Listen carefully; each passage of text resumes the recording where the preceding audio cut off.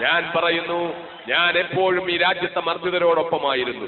ഞാൻ എന്നും പ്രസംഗിച്ചിരുന്നത് രാജ്യത്തിന്റെ നാനാഭാഗത്തും പീഡനങ്ങൾ അനുഭവിച്ച നിരപരാധികൾക്ക് വേണ്ടിയായിരുന്നു, കഷ്ടപ്പെടുത്തപ്പെട്ട നിരപരാധികൾക്ക് വേണ്ടിയായിരുന്നു. ആസാമിന്റെയും ഭിവണ്ടിയുടെയും ഗുജറാത്തിന്റെയും ജംഷഡ്പൂരിന്റെയും ഗോഹട്ടിയുടെയും വാരാണസിയുടെയും അയോധ്യയുടെയും അലിഗറിന്റെയും അഹമ്മദാബാദിന്റെയും ഭഗൽപൂരിന്റെയും ജബൽപൂരിന്റെയും ബിജ്നോറിന്റെയും തെരുവോരങ്ങളിൽ ക്രൂരമായി കൊല ചെയ്യപ്പെട്ട നിരപരാധികൾക്ക് വേണ്ടി ഞാൻ ശബ്ദിച്ചു. അവിടെ ബലാത്സംഗം ചെയ്യപ്പെട്ട സഹോദരിമാർക്ക് വേണ്ടി ഞാൻ ശബ്ദിച്ചു. അവിടെ കൊന്നൊടുക്കപ്പെട്ട പിഞ്ചു കുഞ്ഞുങ്ങൾക്ക് വേണ്ടി ഞാൻ ശബ്ദിച്ചു. അവിടെ ഒഴുക്കപ്പെട്ട ന്യൂനപക്ഷ സമുദായത്തിന്റെ ഗാലൻ കണക്കിന് രക്തത്തെക്കുറിച്ച് ഞാൻ സംസാരിച്ചു.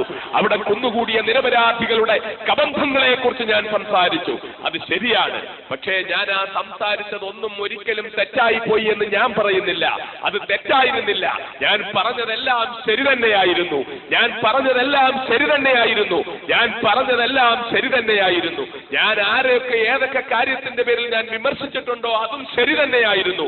ഇത് ഞാൻ മാത്രം പറയുന്നതല്ല. കോയമ്പത്തൂരിലെ കോടതി പറഞ്ഞു ഞാൻ ഏതെങ്കിലും വർഗീയ കലാപത്തിന് ആഹ്വാനം ചെയ്തതിന് തെളിവില്ല എന്ന്. അതുകൊണ്ട് തീരുന്നില്ല. 7 കേസുകൾ എന്റെ നടത്തിയ കരുനാഗപ്പള്ളി കോടതിയിൽ വിധി പറഞ്ഞപ്പോൾ കോടതി പറഞ്ഞു മഅദനി ഏതെങ്കിലും വർഗീയ വൈരമുണ്ടാക്കുന്ന പ്രസംഗം നടത്തി എന്നതിന് തെളിവുകളില്ല എന്ന് പറഞ്ഞു. അതുപോലെ തന്നെ ഏതാനും ദിവസങ്ങൾക്ക് മുമ്പ് 7 കേസ് തള്ളിക്കൊണ്ട് അഡീഷണൽ ചീഫ് ജുഡീഷ്യൽ മജിസ്ട്രേറ്റ് കോടതി എറണാകുളത്ത് പറഞ്ഞു മഅദനി ഏതെങ്കിലും വർഗീയ വൈരം നടത്തുന്ന പ്രസംഗം നടത്തി എന്നതിന് തെളിവുകളില്ല